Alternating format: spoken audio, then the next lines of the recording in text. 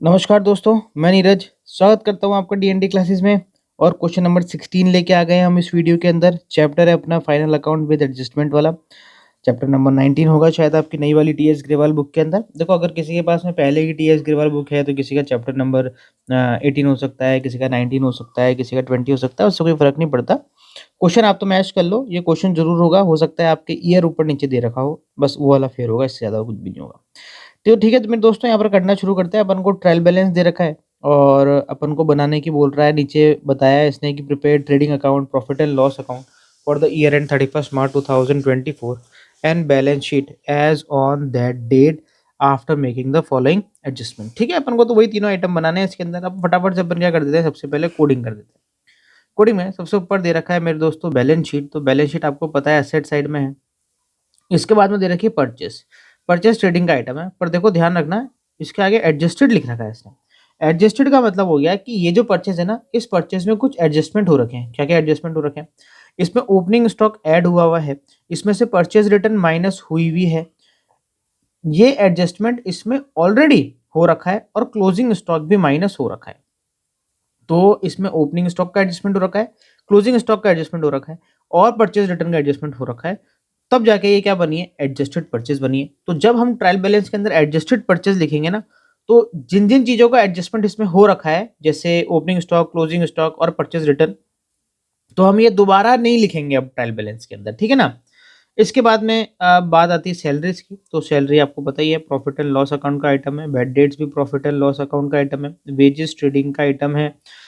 Rent हो गया आपका profit and loss account. Prepaid rent at the end. अब देखो, आपको ट्रायल बैलेंस के अंदर ही प्रीपेड रेंट दे रखा है इसने। तो ट्रायल बैलेंस के अंदर जब आपको प्रीपेड रेंट दे रखा है ना मेरे दोस्तों, तो आप क्या करते थे, एक तो पीएनएल में लिखते थे, एक बैलेंस शीट में लिखते थे। प्रीपेड को हो गया, आउटस्टैंडिंग हो गया, अक्रूड हो गया, अनर्ड हो गया। तो अगर ये सारी चीजें आपको बाहर दे रखी होती थी, मतलब यहाँ नीचे एडिशनल इन्फॉर्मेशन में दे रखी होती थी, तो आप दो जगह लिखते थे, एक तो पीएनएल में और एक बैलेंस शीट में। बट ये चीज अगर आपको ट्रायल बैलेंस के अंदर दे रखी है, इसका मतलब इसकी एंट्री पीएनएल में तो हो रखी है, मतलब इसकी एंट्री तो हो रखी है। बट अब हमारे को सिर्फ इसको कहां पर लिखना है, बैलेंस शीट में लिखना है। अब क्योंकि ये कहां पर है आपका, प्रीपेड रेंट है ना, प्रीपेड रेंट आपने पहले से ही रेंट पेड कर दिया, तो ये आपका किधर आ जाएगा मेरे दोस्तों, असेट साइड में आ जाएगा। ठीक है ना। पीएनएल में हमारे को नहीं लिखना, सिर्फ कहां पर लिखना है, बैलेंस शीट में। ऐसा क्यों कर रहे हैं, क्योंकि इसमें ट्रायल बैलेंस के अंदर दे रखा है हमारे को, तो इसकी एंट्री पास हो रखी है। जो ट्रायल बैलेंस के बाहर दे रखे होते हैं उनकी हमने एंट्री नहीं कर रखी होती, इसलिए वो दो जगह आते हैं। ठीक है। आगे अपन बात कर लेते हैं इंश्योरेंस की। तो इंश्योरेंस आ गया तुम्हारा प्रॉफिट एंड लॉस अकाउंट के अंदर। फर्नीचर, फर्नीचर तुम्हारा पार्ट हो गया किसका, असेट का। ड्राइंग्स तुम्हारा पार्ट हो गया किसका, लाइबिलिटी का, जो कि कैपिटल में से माइनस होगा। सन्ड्रीज डेटर एसेट का पार्ट है। क्लोजिंग स्टॉक दे रखा है आपको। क्लोजिंग स्टॉक अब जाएगा सिर्फ बैलेंस शीट में और ये जाएगा असेट साइड में। ठीक है ना। ट्रायल बैलेंस में नहीं आएगा। क्यों नहीं आएगा, क्योंकि एडजस्टेड परचेज दे रखी है हमारे को, इसीलिए। इसके बाद में कैपिटल आपकी लाइबिलिटी का पार्ट है, ये आपको पता ही है। सेल्स आपका ट्रेडिंग का पार्ट है। इसके बाद में वेजेस आउटस्टैंडिंग, देखो यहाँ पर आउटस्टैंडिंग वेजेस अपन को ट्रायल बैलेंस के अंदर ही दे रखी है, तो ये चल जाएगा मेरे दोस्तों सिर्फ और सिर्फ कहाँ पर, लाइबिलिटी साइड के अंदर, पीएनएल में नहीं आएगा। एक नया आइटम आ गया है, provision for depreciation on furniture. Furniture पर प्रोविजन बना रखा है भैया। ठीक है, ये लाइबिलिटी का पार्ट है भैया। मैं आपको बता दूं, जितने भी प्रोविजन होते हैं सारे के सारे कहाँ पर शो होंगे, आपके लाइबिलिटी के अंदर शो होंगे। इस बाद में आता है मेरे दोस्तों अप्रेंटिस प्रीमियम। अप्रेंटिस प्रीमियम एक तरीके की इनडायरेक्ट इनकम होती है, तो ये चल जाएगी किसके अंदर, पीएनएल अकाउंट के अंदर। इसके बाद में आ रहा है आपका सन्ड्रीज क्रेडिटर। तो क्रेडिटर आपको पता ही है, लाइबिलिटी साइड का पार्ट। अब ये सारे के सारे आपको ट्रायल बैलेंस के अंदर के तो आइटम की कोडिंग कंप्लीट हो चुकी है। अब अपन एडिशनल इन्फॉर्मेशन में देख लेते हैं। एडिशनल इन्फॉर्मेशन में बोल रहा है salaries for the month of March 2024 for 1000 rupees were unpaid, यानी आउटस्टैंडिंग सैलरी है यहाँ पर, which are to be provided. Balance in the account include 800 rupees paid in advance. भैया दो तीन चीजें हैं यहाँ पर अलग अलग। एक तो अपन को बोल रहा है कि सैलरी है मार्च महीने की 1000 रुपए, ये क्या है, अनपेड है, मतलब ये क्या है, आउटस्टैंडिंग है। Which are to be provided, यहाँ पर बात खत्म हो गई। Balance in the account includes 800 rupees paid in advance. Advance salary भी दे रखी है आपने, किसी बंदे को तो आपने एडवांस सैलरी दे रखी है और किसी को आपने आउटस्टैंडिंग सैलरी किसी की बाकी है। भाई जरूरी नहीं है यहाँ पर किसी एक ही बंदे को आपने सैलरी दे रखी हो। यहाँ पर दो तीन आपके यहाँ पर एम्प्लॉयज, 5-10 एम्प्लॉयज आपके यहाँ काम कर रहे हैं, तो किसी की सैलरी तो अभी बाकी है और किसी को आपने एडवांस में ही दे रखी है, तो इसलिए सैलरी में दोनों ही पॉइंट है। प्रीपेड भी है और एडवांस भी है और आउटस्टैंडिंग भी है। ये दोनों ही पॉइंट आपके कहाँ पर चल जाएंगे, पहला तो चल जाएगा P&L के अंदर और दूसरा कहाँ पर चल जाएगा, बैलेंस शीट के अंदर। आगे देख लेते हैं, insurance is prepaid to the extent of 2000 rupees. यहाँ पर प्रीपेड इंश्योरेंस की बात हो रही है। अच्छा एक चीज और, अपन ने सैलरी में अपन को एडजस्टमेंट करना है ना, तो सैलरी के ऊपर स्टार बना देना है अपन को। इसके बाद में इंश्योरेंस पर भी एडजस्टमेंट हो रहा है, तो इंश्योरेंस पर भी क्या बना देंगे अपन, स्टार बना देंगे। यहाँ पर प्रीपेड इंश्योरेंस है तो इसका एडजस्टमेंट करेंगे, तो पहला एडजस्टमेंट तो कहाँ पर हो जाएगा, प्रॉफिट एंड लॉस के अंदर, और दूसरा एडजस्टमेंट का हो जाएगा आपका बैलेंस शीट के अंदर। इसके बाद में थर्ड पॉइंट देख लो, depreciate furniture by 10% on original cost and building by 5%। तो आपका ये एक तो फर्नीचर पर भी स्टार बना देते हैं, और कहाँ गया, बिल्डिंग पर भी बनाना है आपको, बिल्डिंग पर भी स्टार बना देते हैं, ठीक है। अच्छा फर्नीचर की मैं एक चीज बता दूं कि अपन को ये प्रोविजन फॉर डेप्रिसिएशन पर भी स्टार बनाना पड़ेगा। क्यों? क्योंकि ये जो डेप्रिसिएशन है ना, ये थ्रू प्रोविजन फॉर डेप्रिसिएशन से चलेगा। अब कैसे होगा अभी आपको समझ में नहीं आया होगा मैंने क्या बोला, अभी जब मैं आप क्वेश्चन सॉल्व करूंगा ना, जब समझ में आ जाएगा कि किस तरीके से क्या करना है, ठीक है।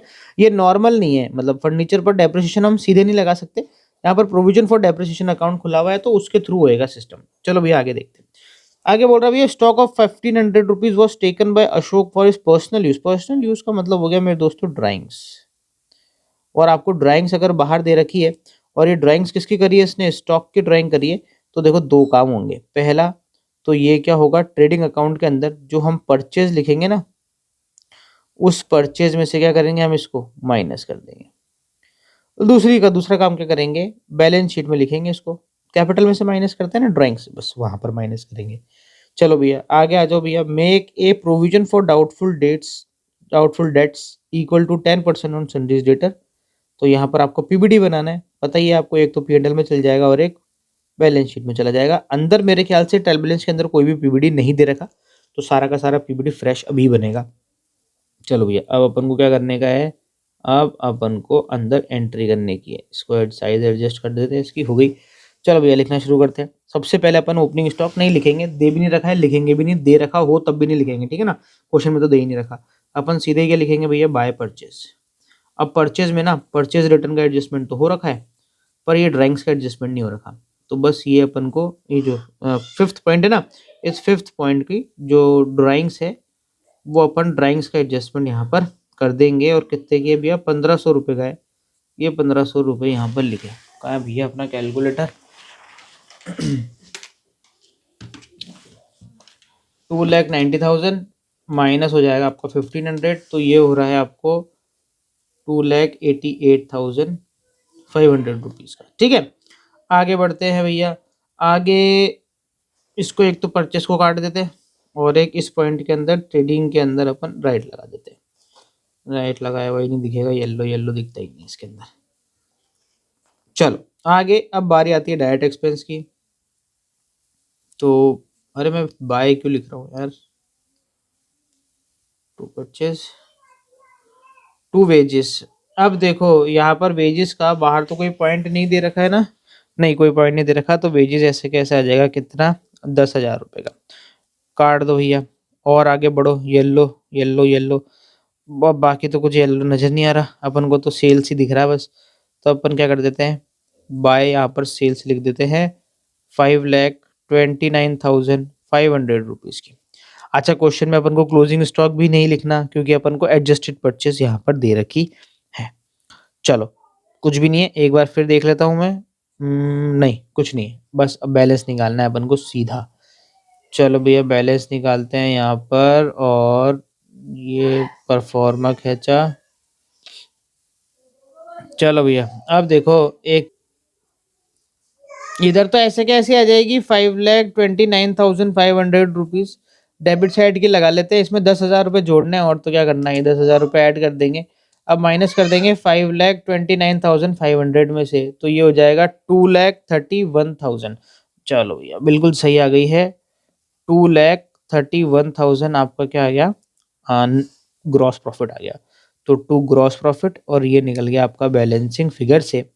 अब जो यहाँ की भी टोटल कितनी आ जाएगी, 5,29,500 रुपीज़। चलो भैया ट्रेडिंग अकाउंट खत्म। अब यहाँ से P&L स्टार्ट हो जाएगा। P&L में सबसे पहले अपन लिखेंगे बाय ग्रॉस प्रॉफिट, और ये जो अभी अभी फ्रेश 2,31,000 अपन ने ग्रॉस प्रॉफिट निकाला है वो अपन यहाँ पर लिख देंगे। चलो आगे बढ़ते हैं, P&L के आइटम देखना शुरू करते हैं। सबसे पहले अगर अपन बात करें P&L के आइटम की, तो अपन को दे रखा भैया सैलरी, तो यहाँ पर अपन क्या लिखेंगे, टू सैलरीज, और सैलरी के अंदर अपन 5,000 रुपये लिखेंगे, इस पे स्टार बना हुआ है, इसका मतलब एडजस्टमेंट है।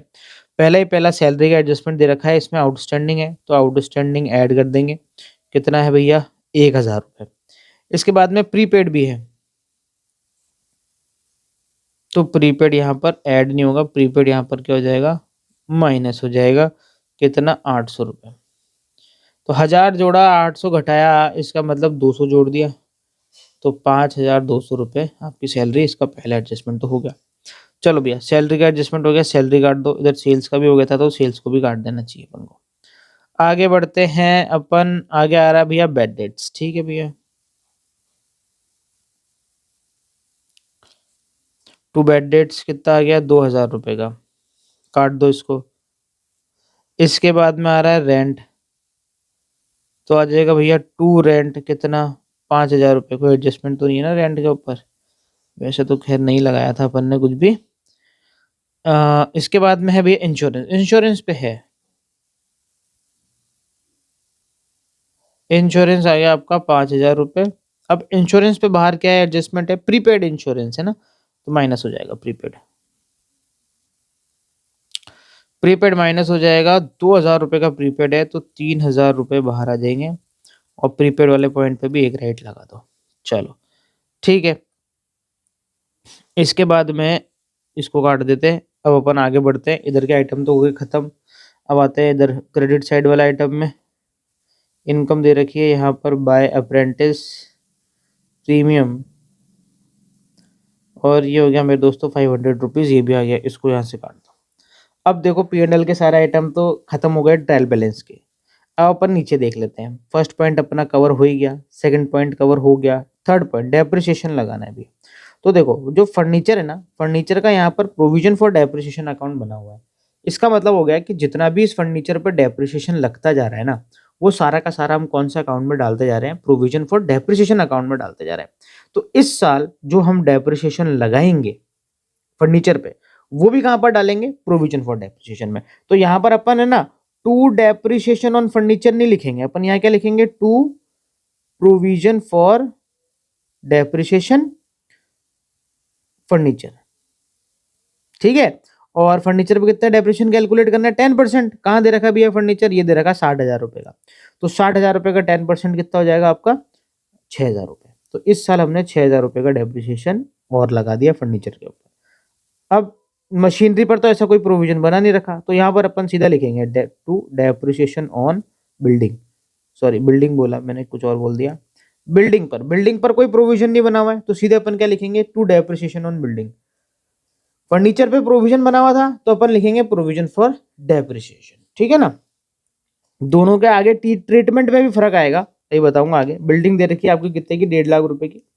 1,50,000 का अगर मैं 5% निकालूं तो निकल के आ रहा है 7,500 रुपये, तो यहाँ लिख दूंगा 7,500 रुपये। ठीक है ना, अपन ने इसमें पहला काम कर दिया, P&L में अपन ने डेप्रिसिएशन लिख दिया। फिफ्थ वाला पॉइंट हो ही गया अपना, ट्रेडिंग के अंदर लिखना था, लिख दिया।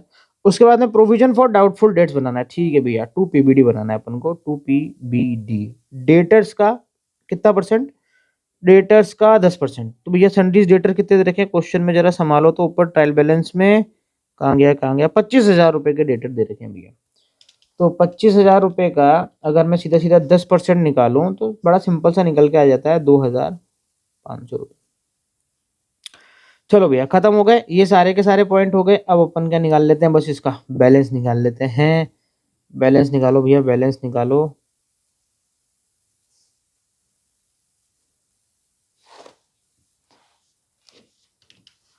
$2,31,000 + 500, मैंने क्यों टोटल क्यों लगा, ये तो ऐसे लिख सकता था। 2,31,500 रुपीज़। चलो भैया डेबिट साइड की तो लगानी पड़ेगी। 5,200 + 2,000 + 5,000 + 3,000 + 6,000 + 7,500 + 2,500, 31,200 माइनस कर देंगे अपन 2,31,500 में से, तो आ जाएगा 2,03,000। बिल्कुल एक्यूरेट, बिल्कुल सही। 2,03,000 क्या निकल गया अपना, 2 नेट प्रॉफिट बैलेंसिंग फिगर से। अब यहाँ की भी टोटल क्या आ गई, 2,31,500। चलो मेरे दोस्तों, बिना घचर पचट के क्वेश्चन कंप्लीट हो गया। कंप्लीट तो क्या हुआ, मतलब हमेशा तो बहुत ज़्यादा रायता फैल रहा था नीचे, अब नीचे अपनी फटाफट से यहीं पर ही बन जाएगी बैलेंस शीट। अदरवाइज वो सारे के सारे वर्किंग नोट आ जाते थे ना, तो बैलेंस शीट बहुत नीचे पहुंच जाती थी, और कई बार तो बैलेंस शीट में कोई बनाने में जगह नहीं बचती थी, तो वो थोड़ी सी दिक्कत आ रही थी। इस वाले क्वेश्चन में ये दिक्कत नहीं है। ये लाइबिलिटी साइड हो गई, ये असेट साइड हो गई, ये आपका अमाउंट का कॉलम हो गया, और ये भी अमाउंट का कॉलम हो गया। यहाँ लिख दो क्या, balance sheet as on 31 March 2024। चलो भैया, सबसे पहले अपन क्या करें, ऊपर से शुरुआत करते हैं। सबसे पहले दे रखा है बिल्डिंग 1.5 लाख रुपए की, तो लिखो भैया, यहाँ लिखो बाय, अरे बिल्डिंग कितना बताया था, 1.5 लाख रुपए, तो यहाँ लिख देंगे भैया 1.5 लाख, माइनस कर देंगे भैया डेप्रिसिएशन जो बिल्डिंग पे लगाया था, कितने का, 7,500 का। 7,500 इसमें से हो जाएगा माइनस, तो 1.5 लाख माइनस 7,500, तो ये आ जाएगा 1,42,500 रुपीज़। ठीक है, बिल्डिंग का काम खत्म हो गया, बिल्डिंग को काट दो, हटाओ। इसके बाद में परचेस से मतलब नहीं है, ये मतलब नहीं है, ये क्या है भैया, प्रीपेड रेंट। अब देखो ये प्रीपेड रिपेड जितने भी ना प्रीपेड आउटस्टैंडिंग, ये अपन थोड़ा बाद में लिखेंगे ना, पहले फिक्स्ड असेट्स लिख लेते हैं सारी की सारी। फिक्स्ड असेट्स में इसके बाद बारी आती है फर्नीचर की। फर्नीचर आ जाएगा 60,000 रुपये का, फर्नीचर आ जाएगा 60,000 रुपये। अब आप बोलोगे सर फर्नीचर पर भी तो डेप्रिसिएशन लगाया था, हाँ लगाया था, पर फर्नीचर पे ना हमने प्रोविजन फॉर डेप्रिसिएशन अकाउंट बना रखा है, तो जो फर्नीचर पे लगने वाला डेप्रिसिएशन है ना, वो जाके किस में जुड़ जाएगा, प्रोविजन फॉर डेप्रिसिएशन अकाउंट में। ठीक है ना, यही फर्क होता है। अगर प्रोविजन फॉर डेप्रिसिएशन बना रखा है, तो उस असेट पर जितना भी डेप्रिसिएशन चार्ज होएगा, वो डेप्रिसिएशन उस असेट में से माइनस ना होकर उस प्रोविजन फॉर डेप्रिसिएशन में जाके मिल जाएगा। और जैसा कि इसके अंदर बिल्डिंग के अंदर कोई प्रोविजन नहीं है, तो सीधे ही उस बिल्डिंग में से क्या कर देंगे, हम उसका डेप्रिसिएशन माइनस कर देंगे, इतना सा फर्क है। तो फर्नीचर को तो हटाओ। अब इसके बाद में ड्राइंग्स आ रहा है, डेटर्स आ, सनडीज डेटर लिख लेते हैं 25,000 रुपये का, क्योंकि अपन यहाँ पर असेट की बात कर रहे हैं ना। डेटर्स 25,000 रुपये के, अपन ने बाहर पीबीडी बनाया था, तो पीबीडी माइनस होगा यहाँ पर, पीबीडी कितना बनाया, पीबीडी लास्ट ही लास्ट में 2,500 रुपये का अपन ने पीबीडी बनाया, तो 22,500 रुपये का आपका डेटर का काम हो गया। ठीक है, ये हटाओ। इसके बाद में स्टॉक लिखा हुआ है 40,000 रुपये का, क्लोजिंग स्टॉक लिख दो। स्टॉक लिख रखा है 40,000 रुपये का, ऐसे के ऐसे लिख दो। ये हो गया भैया खत्म, फर्नीचर खत्म, ये खत्म। अब चलो, अब इधर से थोड़ा सा लिखना शुरू करते हैं। सबसे पहले अपन लिखते हैं कैपिटल 30,000 रुपये की, कैपिटल दे रखी है 30,000 रुपये की। अब इसमें क्या करना है एडजस्टमेंट, सबसे पहला तो आपको पता ही है नेट प्रॉफिट अपन ऐड करते हैं, जो कि कितना है 2,03,000, माइनस क्या करना है मेरे दोस्तों, ड्राइंग्स। अब आपको पता है ड्राइंग्स है आपके पास में दो, एक तो अपन को दे रखी ये ट्रायल बैलेंस के अंदर ड्राइंग्स 5,000 रुपये की, एक तो ये लिखेंगे। दूसरा, हमने स्टॉक भी तो निकाला पर्सनल यूज के लिए ड्राइंग वाला, ये फिर फोर्थ वाला पॉइंट, तो बैलेंस शीट में ये ड्राइंग्स भी 1,500 रुपये की, ये भी अपन ऐड कर देंगे 1,500 रुपये की। तो टोटल 6,500 रुपये की ड्राइंग का एडजस्टमेंट अपन यहाँ पर करेंगे। तो 30,000 रुपये की कैपिटल थी, इसमें 2,03,000 ऐड करना है और माइनस करना है 6,500, तो ये हो रहा है मेरे दोस्तों 2,23,800 रुपीज़। ये हो गया आपके कैपिटल का, तो कैपिटल भी यहाँ से क्या करो, उड़ा दो। ठीक है, आगे बात अब आगे बढ़ते हैं। आगे जब अपन बढ़ेंगे, एक क्रेडिटर लिख लेते हैं 20,000 रुपये के, क्रेडिटर आ गया 20,000 रुपये का, ये भी उड़ा दो। चलो, अब मेरे हिसाब से मोटा मोटी सारा उड़ गया। अब अपन को ना ये जो आपके प्रीपेड है, आउटस्टैंडिंग है, इन वाली चीज़ों को देख लेते हैं। तो सबसे पहले जो ट्रायल बैलेंस की डेबिट साइड है, इसमें बेचारा एक ही आइटम बच रहा है, प्रीपेड रेंट। तो जो प्रीपेड रेंट है ना, वो आएगा आपका असेट साइड में 3,000 रुपये का, तो यहाँ लिख दो भैया प्रीपेड रेंट असेट साइड में 3,000 रुपये का, ये अपन यहाँ पर लिख देंगे। ठीक है, ये हो गया। इसके बाद में अब आ जाओ क्रेडिट साइड में क्या क्या बच रहा है। वेजेस आउटस्टैंडिंग 8,000 रुपए, वेजेस आउटस्टैंडिंग 8,000 रुपए। चलो भैया ये भी आ गया, हटा दो। इसके बाद में आ रहा है प्रोविजन फॉर डेप्रिसिएशन 12,000 रुपए। तो देखो यहाँ क्या लिखेंगे, provision for depreciation on furniture 12,000 रुपए। अब देखो वो जो फर्नीचर पे अपन ने डेप्रिसिएशन लगाया था ना, वो डेप्रिसिएशन करंट ईयर कितना लगाया था फर्नीचर पे, 6,000 रुपए ना। अब ये 6,000 रुपए क्या करेंगे, यहाँ ऐड करेंगे। देख रहे हो डिफरेंस समझ में आ रहा है ना तुम्हारे को। तो 18,000 रुपए का क्या हो गया, ये प्रोविजन हो गया। हमने ये जो डेप्रिसिएशन है ये फर्नीचर में से ना लेस कर फर्नीचर पे जो प्रोविजन बनाया था उसमें हमने जाके क्या कर दिया, ऐड कर दिया। जैसे जैसे हर साल हम फर्नीचर पे और डेप्रिसिएशन लगाते रहेंगे, प्रोविजन फॉर डेप्रिसिएशन में उस पर लगाया हुआ फर्नीचर ऐड करते जाएंगे। ठीक है, तो ये वाला पॉइंट भी क्या हो गया आपका, कंप्लीट हो गया। अब ट्रायल बैलेंस तो मेरे हिसाब से पूरा ही तुम्हारा का कंप्लीट हो गया। नीचे वाले पॉइंट देख लेते हैं बस। सबसे पहला पॉइंट है सैलरी। हाँ, सैलरी में आउटस्टैंडिंग भी था और प्रीपेड भी था। तो आउटस्टैंडिंग सैलरी तो आ जाएगी भैया यहाँ पर, आउटस्टैंडिंग सैलरी कितनी थी मेरे दोस्तों, 1,000 रुपए की आउटस्टैंडिंग सैलरी थी, वो यहाँ पर आ जाएगी। एक प्रीपेड भी थी, तो प्रीपेड सैलरी कितनी थी इसमें बताई थी अपन को, 800 रुपए की। ठीक है, ये वाला पॉइंट कंप्लीट हो गया। 800 रुपए की प्रीपेड इधर भी आ गई। चलो भैया बात खत्म, आगे बढ़ जाओ सेकंड पॉइंट में। इंश्योरेंस, प्रीपेड इंश्योरेंस 2,000 रुपए इधर आ जाएगा भैया।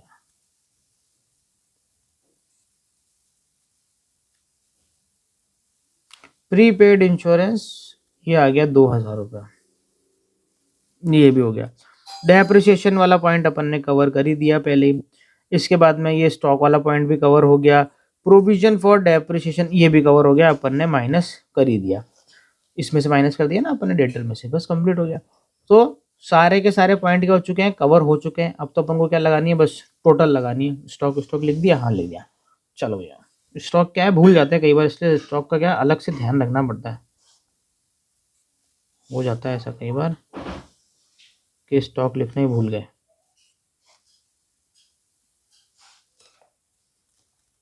चलो भैया अब अपन टोटल लगा देते हैं।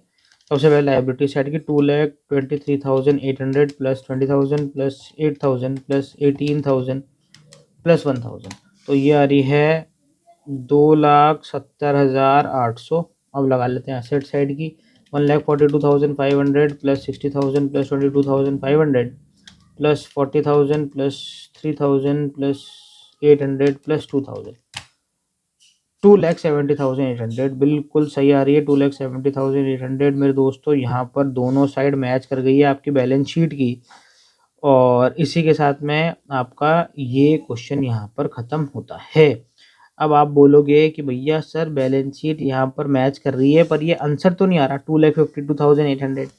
तो वो मेरे दोस्तों यहाँ पर इसलिए नहीं आ रहा क्योंकि इसने क्या करा होगा, देखो जो प्रोविजन होता है ना, प्रोविजन ये जो प्रोविजन की बात कर रहा हूँ, इसको दिखाने का दो तरीका होता है। जैसे अपन ने डेटर्स में से पीबीडी माइनस कर दिया ना, तो मैं चाहूँ तो डेटर को यहाँ पर पूरा का पूरा 25,000 लिख दूँ और ये पीबीडी कहाँ पर लिख दूँ, लाइबिलिटी साइड में लिख दूँ। चाहूँ तो डेटर में से पीबीडी माइनस करके इस तरीके से दिखा दूँ। ऐसे ही जो अपन ने प्रोविजन फॉर डेप्रिसिएशन यहाँ लाइबिलिटी साइड में लिखा है ना, अगर मैं इसे लाइबिलिटी साइड में ना लिखकर फर्नीचर में से माइनस करके, फर्नीचर 60,000 माइनस पीबीडी 18,000 और फिर अब मैं बाहर दिखा दूं तब भी सही होगा। तो ये जो अपन ने यहाँ पर प्रोविजन लिखा है ये भी सही है, और मैं इसको फर्नीचर में से माइनस करके यहाँ पर दिखाता वो भी सही होता, दोनों सही है। यहाँ पर जो आपको आंसर दे रखा है ना, वो आंसर दे रखा है किसके हिसाब से कि मैं जो ये प्रोविजन ऑन फर्नीचर है ना, इसको अगर मैं फर्नीचर में से माइनस कर देता तो जो आंसर आता ना, उस हिसाब से आंसर बता रखा है। अपना 2,70,800 भी सही है और इसका 2,52,800 भी सही है। ये मत सोचना कि ये भैया सर ने गलत सॉल्व कर दिया, नहीं भैया सही सॉल्व करा है। प्रोविजन दिखाने के दो तरीके होते हैं, चाहो तो ऐसे दिखा दो लाइबिलिटी साइड में, चाहो तो उस असेट में से माइनस करके दिखा दो, ये आप पर डिपेंड करता है, कोई फर्क नहीं पड़ता इससे। ठीक है ना। तो मेरे दोस्तों यहाँ पर आपका क्वेश्चन नंबर 16 कंप्लीट हो चुका है। मिलते हैं आपसे अब एक और नए वीडियो में एक और नए क्वेश्चन के साथ में। जब तक के लिए मस्त रहें, स्वस्थ रहें, खाते पीते रहें। जय हिंद।